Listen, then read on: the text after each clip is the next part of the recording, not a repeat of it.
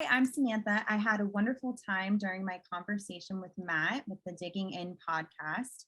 We dug into a lot of different topics, including privilege, equanimity, resilience, fulfillment, and purpose. And thank you so much for being here. Thank you, Matt, for this opportunity. I really enjoyed connecting with you and our meaningful conversation. And I hope whoever is listening enjoys.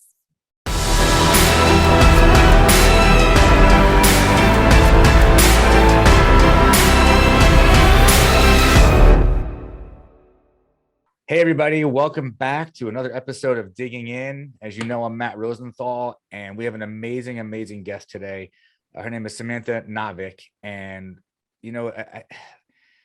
her story is going to be really interesting. And for me, it's mainly because of the purpose that she's got and what she's doing now. And I know you're going to really find her story interesting, but I think the most interesting part of it for me, which she's going to tell you about, is the things that she's created. The businesses that she's created and the people that she's helping. She's all about philanthropy. She's all about passion for helping and serving.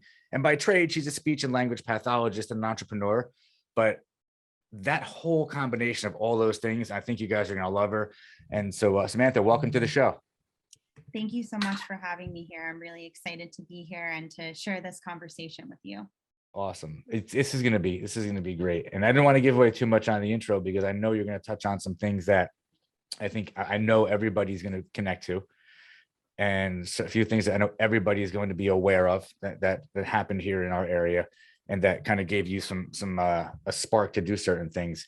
But before we get into that, just do me a favor, take me back to like the beginning. You're a young lady, but take me back to like how it started, like where your passion came from, and like what your life was like before you became this amazing entrepreneur that you are.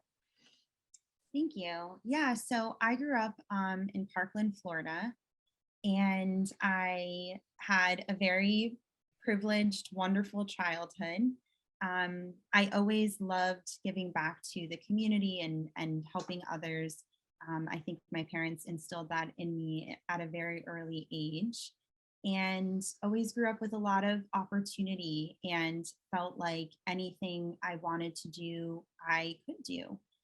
And I remember when I was really young in my fourth grade class, I had this really wonderful teacher. Her name is Mrs. LaBranch.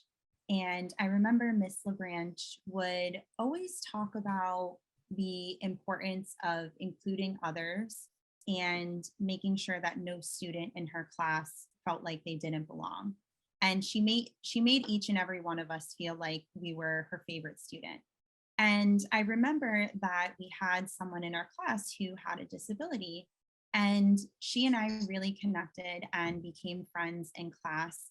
And the teacher that I had, Miss LeBrand, she really fostered that in me, the importance of connecting with others and creating space for other people who may not have the same privileges and opportunities due to a variety of reasons. A lot of them are systemic and things that are happening in our society and in our culture. And I went to high school in Parkland, Florida at Marjory Stoneman Douglas, where the shooting happened years later. My mom is a teacher at Stoneman Douglas, and she was at the school the day that the shooting happened. And so we have really deep ties to the community. My dad is a Parkland commissioner, and he's an attorney. He works locally as well. And my brother is actually living in Brazil right now with his wife and his daughter. And I have a really wonderful life, and I'm really grateful for all that I have and excited to share more with you. There's a lot of questions, right? So just tell me one thing. What does your dad do? Like a Parkland commissioner? What does that mean? Mm-hmm. Yeah, so he serves on the Parkland Commission as a commissioner.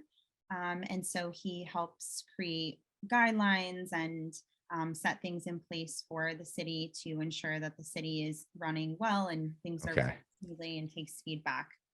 Is that like in other places, maybe like what a councilman would be? Yeah.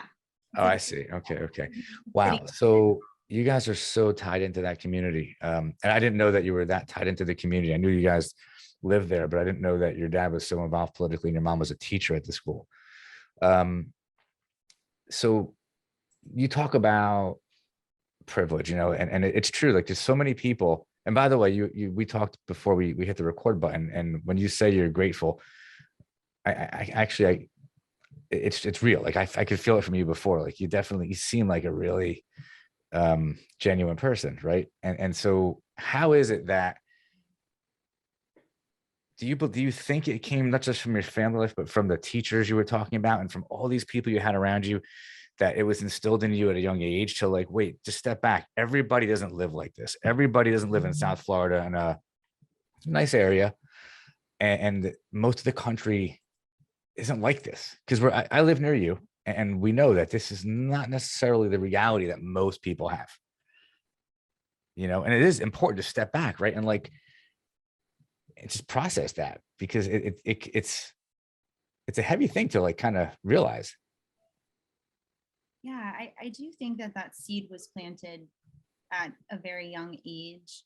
My parents were always very philanthropic in the community and loved to travel. And so they would really expose us to different types of people and wanted us to know the opportunities that we had available to us. And I think too, as I grew and went on in my life, I've had the opportunity to meet different types of people and to see how they grow up and where they come from. An experience that happened recently that really has some synergies and connects to a lot of the story and how I ended up in this activism role, is in 2019, a year after the Parkland shooting and almost to the day, a year after March for Our Lives, which those were nationwide marches in which that was started by the students of Parkland, really as a catalyst to this push for gun violence prevention. We had the opportunity to go down to Liberty City, and we met with this group of men called the Circle of Brotherhood. And Circle of Brotherhood, they had started a hunger strike called the Hunger Nine. And so they were 9 men, all Black men who grew up in Liberty City from different walks of life, who were protesting gun violence, and they didn't eat and they slept outside for 21 days. I think it Whoa. ended up being 21 and a half days, which was Wow. longer than Gandhi's hunger strike. And this was 9 of them, all 9 of them. Wow. And I remember sitting down with one of the men there, Brother Albert, and I was with my friend Shelly, who's also an activist and does wonderful things in the community and in our country and in the world. And the 3 of us sat together, and we all grew up in very different ways. And we just held each other's hands and we talked about this intersectionality of gun violence and how it impacted us in these very different ways. And we also talked about our upbringing.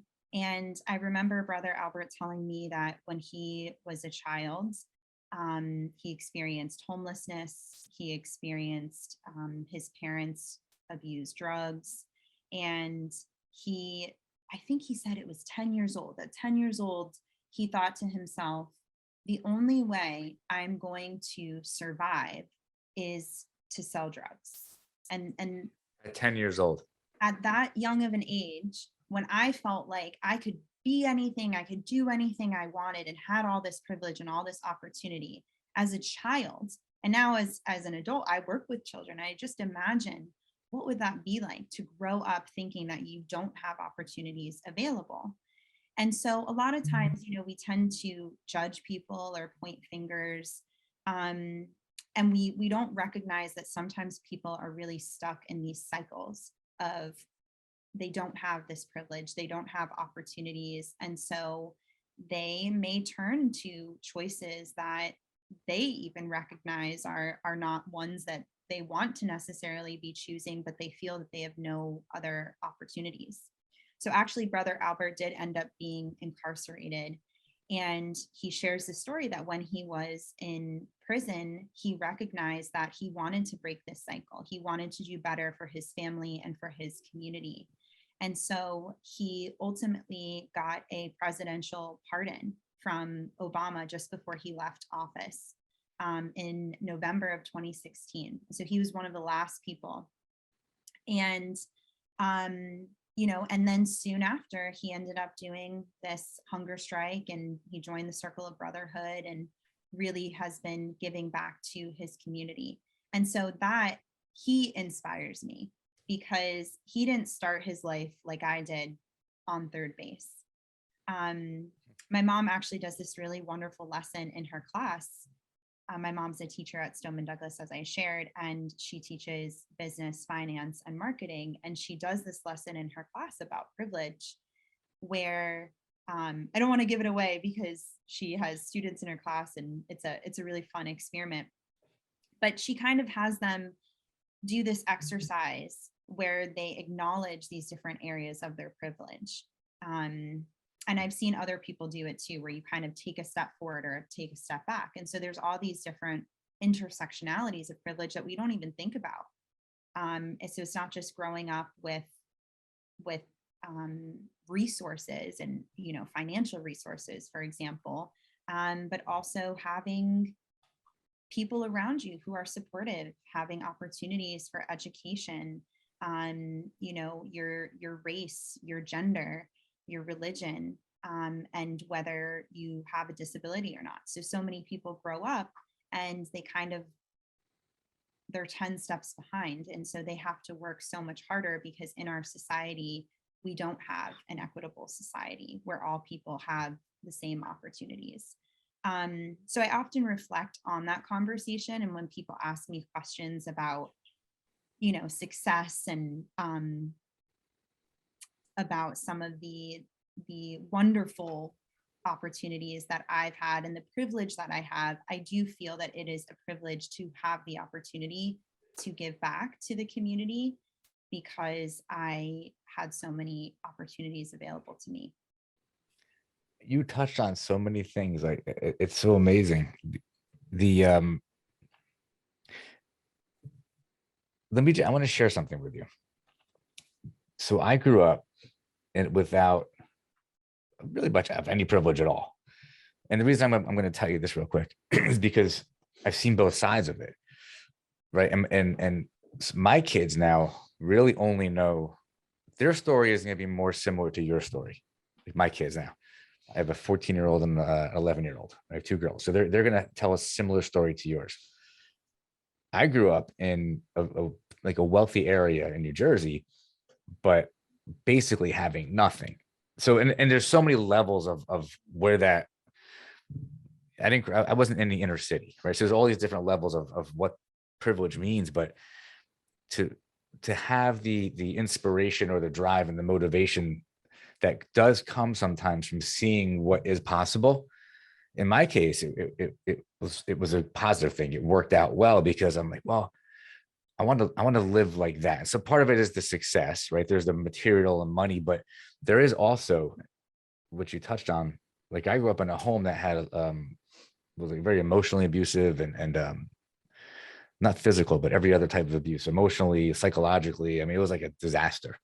So that is also privilege, because when you grow up in a home where it's really stable and you've got, positive parents, and you've got encouragement, and you've got people telling you like that you're great, versus I grew up with like, you're a piece of shit, you're not good enough. Like, I mean, the worst things you could imagine being told. So, and I'm almost 50 now, but this is what I was like as 10, 11, 12, 13-year-old. You do look at the world like, wow, like you don't, yeah, I can tell you, I didn't realize that it was not like that in other people's houses. I thought it was like that for everybody.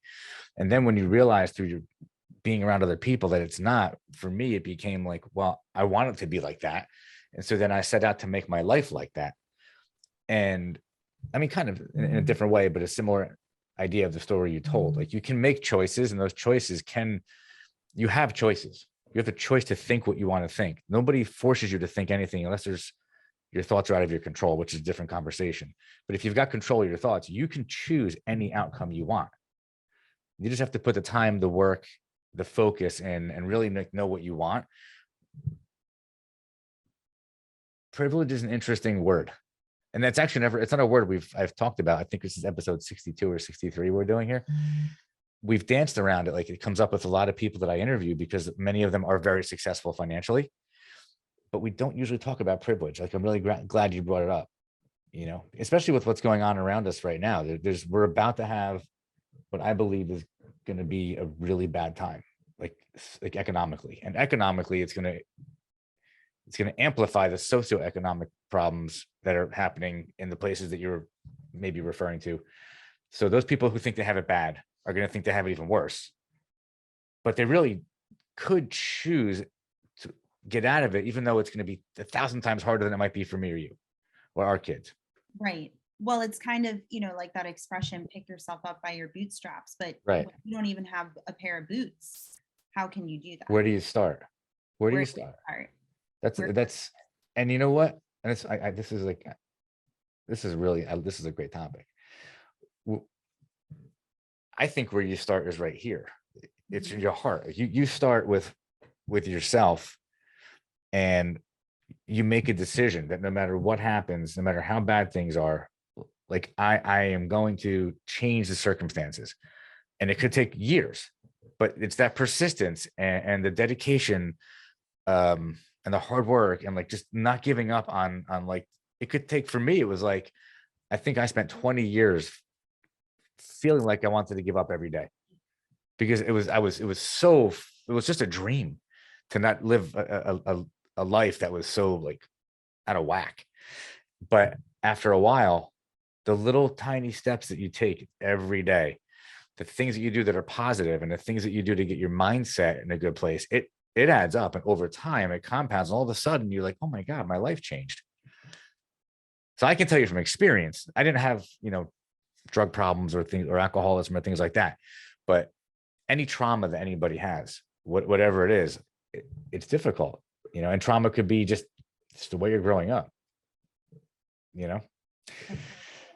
So you had privilege, I had the opposite, and we both ended up, and we're fairly far apart in age, but we both ended up in the same spot, more or less, like in a very happy, awesome part of the country, taking what we've got and actually helping other people. I don't mean money, I mean energy, right? So I want to use that to transition back into, so you have a passion, you obviously went to school, you have a profession, and so, I mean, thank you for telling us like kind of the background of where the direction and the passion came from.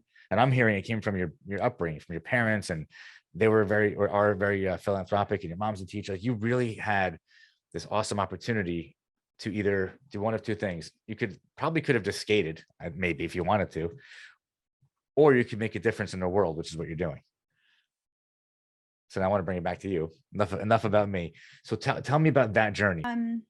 I believe that communication is a human right, and that we all deserve opportunities for meaningful connections and meaningful friendships. And so I have the opportunity to create those opportunities for communication and for connection through my work as a speech language pathologist and the owner of a private practice in Coral Springs, Bridge Therapy. And I lead a nonprofit organization called The Friendship Journey. And The Friendship Journey's mission is to create authentic friendships amongst individuals of all abilities across the lifespan. And we do that through really fun and meaningful and enriching activities. And it's really such a gift to watch someone in their communication journey or on their journey in creating friendships, and knowing that they belong, and knowing that their voice matters. And in my line of work, I have that chance to watch that happen. And it's Rewarding.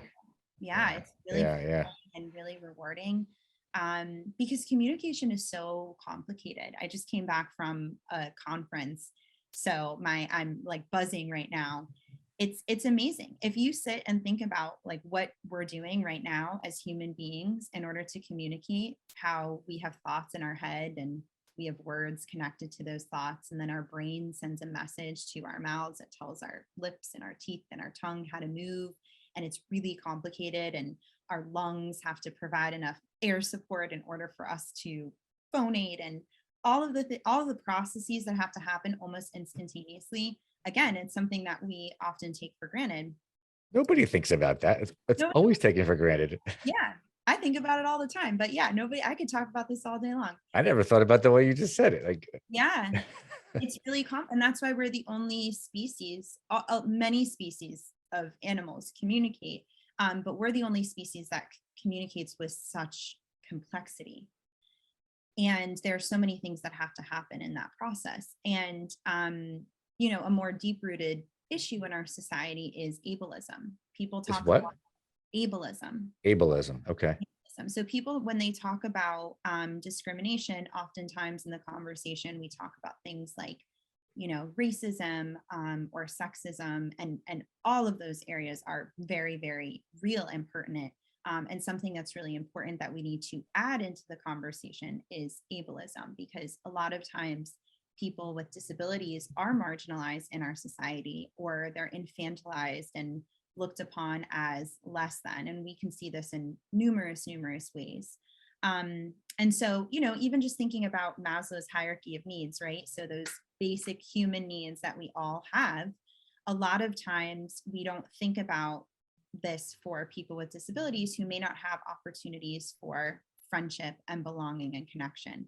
And so through my work with the friendship journey, that's what we do. We don't want to just create a system where, someone shows up for a day and they help someone with a disability do an activity and then they leave and they don't make those connections. We want to foster true, authentic friendships where they show up for each other during really fun and celebratory times, and where they support each other through hardships. And of course, as you know, our community has been through a lot.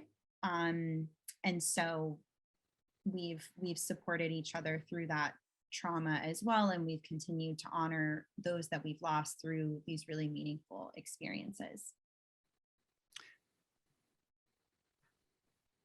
There's so much there.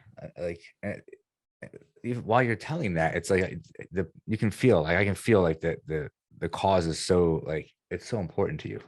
Like, did we? I'm not sure I got that from you. Like, why that passion is there? Is it because of what you guys went through in the community that's where the passion came from, or was it always there? Because you're doing this, and I suspect it isn't even about how much money you make. This is about you really love this. I can feel it coming through. Yeah, I have a lot of friends with disabilities, and from those friendships that I have, I've seen firsthand some of the hardships that they face, and little things at times too. Like I remember I went out, with one of my good friends, and she's a wheelchair user, and we went to a bar and she couldn't order a drink for herself because the bar was too high. So sometimes it's really small, but those little things, or someone who, the button's not working to get into the bathroom or to leave the bathroom. So what are we telling people in our society when they can't even go to the bathroom or order a drink by themselves because of the way that things are structured? And so sometimes there are these really obvious barriers, or they're tangible. And a lot of times they're not as apparent, and there's sort of these invisible barriers that exist. So I think that the passion comes from just a penchant for, I don't know, being angry at injustice, any kind of injustice. I think that as humans, we all deserve to live these meaningful, fulfilling lives that you and I get to live. Yeah. And for so many different reasons, some people aren't afforded those opportunities. So I think if we are privileged people, that it's not just, oh, here's a kind thing that we can do. I think it's our responsibility, because that's the only way that we're going to create a better society. And really, it creates a better society for all of us, because I will tell you that my life is so much more enriched because I've had opportunities to meet people who are different than I am. I'm sure that you hear what I hear on a regular basis from people that we know that don't love their jobs. It's sort of like you get up every day and just kind of go through the motions, and which unfortunately so many people. I don't feel that way, and neither do you. So it's hard to relate now. I can relate in the past, but that's really important. Like the fulfillment that you just talked about, like being so fulfilled that you probably wake up every day and you just can't wait to help people. Right. So does that help you as an entrepreneur? Because you're running a business. And at the end of the day, like you are there to make money. It does. Also, it certainly does. I think that, and you touched upon this a little bit earlier, just that concept of purpose. I don't know if you saw, but the James Webb Telescope just released I these did. images of space. Yeah. We're so small. Like it's crazy. we are literal stardust. And if you look at the span of the universe, our time here is so incredibly short. It doesn't exist. We're a pimple on the ass of time. That's why I tell people we're nothing. We don't even exist. We're right. And so I think sometimes that can be terrifying, and other times it can be really humbling. And sometimes, and of course, in business and in life, there are definitely many days where we can feel really overwhelmed or frustrated or kind of just bogged down by our to-do list. And absolutely, I think that reminding ourselves of our purpose or why we're here, or why we're giving back is so important. And also honoring those times when we do feel burnt out, and knowing that if our purpose is to give back, part of that is also a responsibility to give to ourselves, and kind of recognize those times where we do need to take a pause and be kind to ourselves too. I think so often people who are caregivers, and I see it all the time in my work with families, parents who work so hard for their kids and often don't take time for themselves, or spouses of family members who have gone through some trauma. It's really challenging. So yeah, I think kind of leaning into that purpose is so important. I remember after the shooting happened in Parkland, and it was such a whirlwind in our community. There were just sort of there was sort of the epicenter of trauma, and then kind of these concentric circles of impact, and how different people in the community were impacted by it. And so I remember going to this really powerful community gathering where we had meditation teachers and these really renowned authors, and people who were just so wise and just had a lot of wisdom and compassion to offer our community during such a time of raw grief and trauma. And I remember I had this conversation with Sharon Salzberg, and she's a renowned author and mindfulness teacher. If you haven't read her books, she's phenomenal. I think you would love them. And I asked her this question because I was really struggling. So many people had come into our community, and there were so many wonderful things happening kind of during this time of immense pain. It's kind of like, Fred Rogers says, like, look for the helpers, even during challenging times. And there were all these things coming in, and it was so inspiring. And I found myself struggling to feel joy or struggling to feel gratitude, because if I allowed myself to feel an ounce of joy or gratitude or even just peace at any moment, I felt guilty, because I would see people who I really care about who just lost their loved ones in such a senseless and violent way, going through just the most unimaginable pain. And I kind of struggled with that. And so I found myself, and I think this happens a lot, just even in things happening in our world where we just feel so numb because we can't even quantify the impacts, with the war happening and all of these shootings and just so much violence that I feel at times I just can't even process it. So it's like that sense of numbness. And so I was struggling with that at that time. And so I went to Sharon after the community event that we had, and I had this chance to have this really meaningful one-on-one conversation with her. And I posed my question to her, like, how do I grapple with this? And I'll never forget what she said, because it's something I go back to a lot. And she said, well, why does it have to be one or the other? Like, can it be both? And it was so simple. It was such a simple response. And yet I found myself feeling like I have to be fully in grief or I have to be fully in joy. And I just couldn't hold both. And so it's sort of this concept of expansiveness of our hearts and being able to be in both. And the term that she told me that day is equanimity. And equanimity, right? It's like that balance. It's that symbol of yin yang. Like, even, and she has this quote in one of her books, like, even in those moments of darkness, the light is implicit. And even in those moments of light, you're not arrogant, or it's not this ignoring of the darkness. And so that really helped me a lot, because I think sometimes when we do have privilege, we feel guilty. And then sometimes when we're really stuck in our grief, we feel like we can't escape that darkness. And like, I'm always going to feel this way. So it's like she gave you permission to be at peace. Mm. Or it's like, it's okay. Like, it's okay to have all of that going on at once.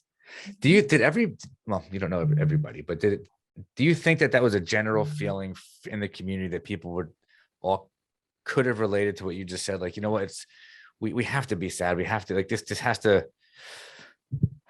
we can't have equanimity. Like, unless somebody steps in and gives you that permission, by nature, you kind of feel like the way you just said, guilty for feeling maybe happy, or guilty for feeling things you shouldn't be feeling at that time, until communally or community wise, time passes enough and everybody heals enough together where everybody agrees, okay, now we can feel differently.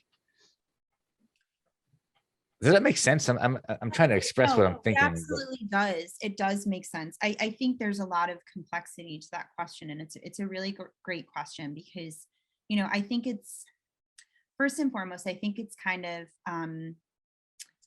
this sort of, there's a false belief that a lot of us have about time healing wounds. Time changes our relationship to the trauma. But I think, and just in my connection with some of these families and really seeing what they experience, you know, they lost their past, their present, and their future all at once, in an instant, in a violent way, at school, for no reason at all. And so I think for these families, so actually this week, Jamie Guttenberg, who was one of the students who lost her life at 14 years old in the Parkland shooting. So Jamie Guttenberg and Gina Montalto, both 14, they were two student volunteers with the Friendship Journey who were killed in the shooting in Parkland. And both of them, at such a young age, at 14, they would show up every weekend and support their friends with disabilities. They were so compassionate and kind-hearted and had these really big dreams. It's actually Love Week at the camp that we do, and yesterday was Gina Day, and tomorrow is Jamie Day, and tomorrow is going to be Jamie's 19th birthday. And so when we talk about time, I think it just, the pain shifts, but it's sort of this hole that these families and the community has to sort of live with, and sort of the relationship to that gap changes over time, but that whole, it just doesn't go away, because not only is it the loss of her at 14, but it's the loss of, well, what would she be doing now, or everything, the potential of what the whole entire future was. Right. So all those memories that were just ripped away from these families, it's a different kind of pain, I think. But what really inspires me, and to go back to your question, is how these families have used their pain. So I remember, soon after the shooting, one of my beloved teachers who I've known since fourth grade. I grew up with her son, and she's just wonderful. And Mrs. Seamus, I still call her Mrs. Seamus, by the way. It drives her crazy, but I'm like, no, you're always Mrs. Seamus to me. Ivy Seamus is her name. And she actually taught Holocaust studies at Marjory Stoneman Douglas, and her classroom was one of the classrooms that was shot into, and two of her students were killed in front of her. And I remember soon after the shooting, I had this conversation with her, and I'll never forget it, because she told me that the Holocaust survivors would often tell her, pain should not be wasted. Pain should not be wasted. Wow. So I think about that a lot with these families, and how they're using their pain, and they're shining the light of those that they lost, and continuing their legacies by creating positive change.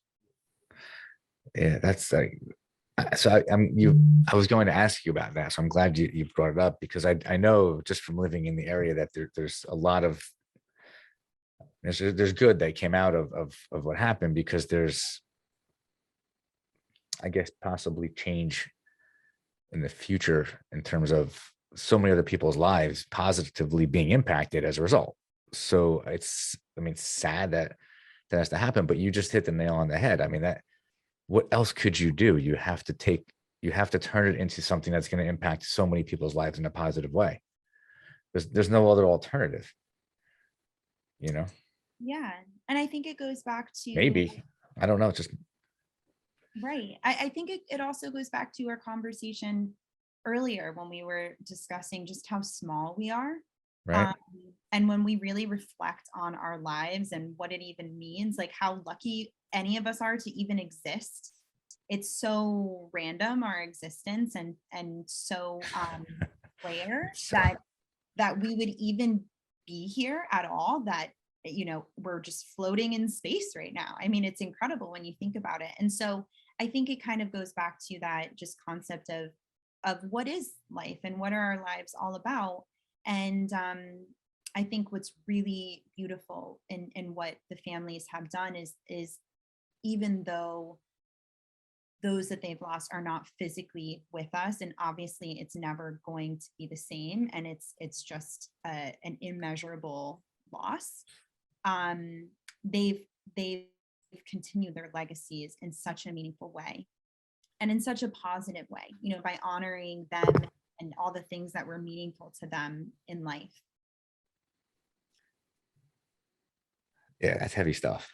And I'm glad you went into all that, all the details. And I mean, very few people have the point of view that you have. I mean, when you think of like nationwide, most of us watched on TV, and you were right there, and your parents were there, and you guys have such deep connections. So I mean, thank you for sharing all that information. It's a sad but great reminder to like bring it back to it's like, what is the purpose? We're here to be happy, fulfilled, help other people. I mean, why else would we be here? But what's the point? The point isn't to be here and be miserable and to be self-centered, and the point is to be here and make an impact. And try and leave the world a better place. So anybody that works with you, like who even gets to watch this, like, we get to see now that there's a lot of depth to you, right? There's a lot of depth. And so what's it like to work with, like, to engage with you? If somebody wants to work with you, if somebody's family wants to have somebody in one of their family members connect with you and they need some assistance, like, how does that go? What's the process? So, as I said earlier, communication is incredibly, incredibly, incredibly complicated and complex. and nuanced, and we're all individuals. So, in our practice, we really take a customized approach. We work with people across the lifespan. So, and we want therapy to be really meaningful and really functional. And we love what we do. And I think that, and I hope that our families see that. And that's really important to us, that our clients know that they matter and that we're here to support them on the journey. That's actually how I came up with the name Bridge Therapy, because we, as speech pathologists, we're not the ones walking them, walking over the bridge or rolling over the bridge. We're just there supporting them and helping to build that bridge. But ultimately, we want our clients and their families to get there, and wherever there might be, so that way they can live really fulfilled lives. And communication connects us with others and allows us to access the world around us. So it's really, really important. And I think it's something that people take for granted or they don't think about until they have a loved one who is having difficulty communicating, whether that's a child who is just learning to communicate, or whether that's adult who once had the ability to communicate, and because something happened, whether a stroke or traumatic brain injury, where they've maybe lost some of those skills. So people typically find you because they're referred to you, because somebody has a disorder or some sort of injury, and so there's a need for what you do, and so it's like it's a doctor typically that sends somebody to you, or does somebody find you because they just know like they need something specific and you have that solution? Yeah, I think it's a combination of both. We do have some areas of specialty. One of our areas of specialty, for example, is apraxia, which is a speech disorder that a lot of people don't know about. And even for those who are getting speech language therapy, if the speech pathologist doesn't have the skill set or the knowledge in apraxia, it's a different kind of treatment. And so oftentimes those individuals are not getting the services they need. We also work with a lot of individuals with autism. We work with people who have aphasia, articulation disorders, all kinds of things. But yeah, so I think it's a variety, but I will say my favorite referral source is when another family refers another family. It's the best. I mean, best. what's better than that? Somebody had a great experience with you and they just spread the word. Mm-hmm. That was heavy, the stuff you were telling me before. I'm kind of stuck there. It was, yeah, it was so to hear you talk about it is like, it's pretty intense, because you were there. Yeah, but it's real, and I think it's so easy for us. These are tough times. I mean, these are tough times, no matter where you stand. It's hard. And I think denying the real challenges and just systemic issues of our time is not going to make anything better for future generations. We're not, I remember this quote that says, like, we're not given earth from our ancestors, we're borrowing it from our children. And that really resonates with me because that's cool. We're here in this of time, the pimple on the butt, right? And if you're gonna say, you gotta say it the right way. We are a pimple on the ass of time. Pimple on the ass of time. Got it. That's gonna be the title for this episode. Oh, great. Pimple on the ass of time with Samantha Novick. I'm like so intrigued by you. I actually could probably go another hour. But we gotta wind it down. Thank you, like, for just getting all of that in there. There were so many things, and you did a good job of kind of like piecing it together and squeezing a lot into a 45-minute conversation. You've done a lot, like and you're a young lady. You've done a lot in a short period of time, and you've accomplished a lot. And what you're doing, like, I'm kind of excited to watch. Now that we've become friends, to watch like what you're doing and where you're going and like what you're going to create, because you haven't even gotten started yet. what it seems like. Thank you. You feel the same way? I appreciate you saying that, and I echo that right back to you. From I'm not just getting started. well, but from what you've shared, you've overcome a lot of adversity in Yeah, your yeah. life, and I really admire resilient people. So I echo that back to you. That's another great word. So I wrote down so many words when you were talking, and I just want to. So one of the reasons, and I should have mentioned this to you up front, like one of the reasons I do the show. I mean, we don't. You and I don't make money for this. I mean, we just do it to help people. Like you came on today. You were gracious enough to carve out an hour for me so that we could talk. But the hope is that when somebody watches this, that there's going to be some inspiration or some motivation or whatever it is. Maybe because of this conversation, they may just change the way they're looking at something or change the way they're thinking about something, and that could just kind of change their path, right? So that's what the hope is. That's why I do the show, and that's why like having people like you on is it's just so cool because you said a lot of motivating things, and I'm just going to throw a couple of them out there, and the word resilience is one of them. So anybody that watches this, take that away from this, that resilience is really important. And I'm glad you brought that word up. Fulfillment and purpose. I think we talked about that for almost the entire time, and it's like, it's a generalization, but I don't know if it's true or not, but I feel like most people do not stop and they don't reflect and they don't just do what you and I were talking about, which is take the time to just think about that, be fulfilled, have a purpose. And it's not so easy. I'm actually going to send you something. I wrote a chapter in a book about finding your purpose. And for me, it was a life journey. Like I'm almost 50, but it wasn't until like 2 years ago that I really actually connected with what my purpose was. I was like 47, 48 years old.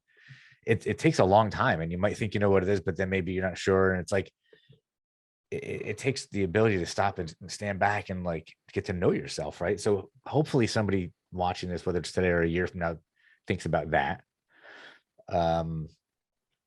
You mentioned equanimity.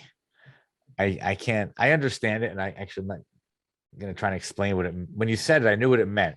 I know the word, but you explained it well. That's just something that people should be familiar with. Like it's that peace that you could have inside of you, and giving yourself permission to be okay is really important. So I have a long list, but those are some things I wanted to point out that we touched on.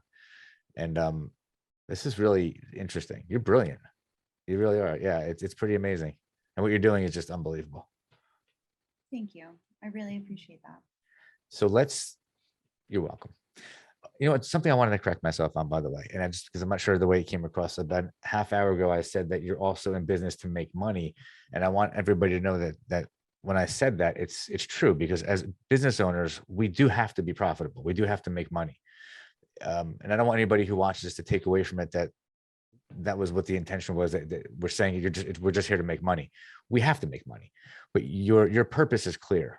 But aside from that, you also do have a business to run, and we want you to be successful. And I do hope that you're successful and that you continue to grow it through helping other people, which is what this is all about. Thank you so much for coming on. The last thing I want you to do is tell everybody where they can reach you, how they can reach you, and what you want them to know about reaching you.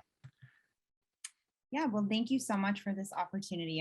I really enjoyed our conversation and feel the same way. Like we could keep talking and digging in to the so you can find me on our website for my speech pathology practice, mybridgetherapy.com. The nonprofit I run is called The Friendship Journey, and that's thefriendshipjourney.org. And I also, I know we didn't have time to touch on this, but through the Friendship Journey, we started a summer camp for teens and adults with disabilities called Camp Wings of Friendship. And we offer that for free. We're in our third summer now. So if anyone is a teen or adult with a disability, or knows someone who's a teen or adult with disability who would like to join that, feel free to join us at camp. And you can follow us on Facebook and Instagram on both of those platforms, The Friendship Journey and Bridge Therapy. Perfect. So we're going to put all of that in the description down below when this video gets put out. So people hopefully will reach out to you. And I'm telling you, I had the best time. So I want to thank you again. And one last message to anybody who's watching this, and you felt it today, and it's you have to be humble, and you have to do the work. Like, you have to hustle. The things aren't just going to happen for you. They may happen to you, but if you don't like take some control and just choose the outcomes, things are gonna things are gonna happen that you could have go a different way. So take control, and just in the process, don't forget to be humble, because that's everything. Got to do the work. So thanks again. And I look forward to following you and continuing to speak with you and watching you help so many people. Thank you so much.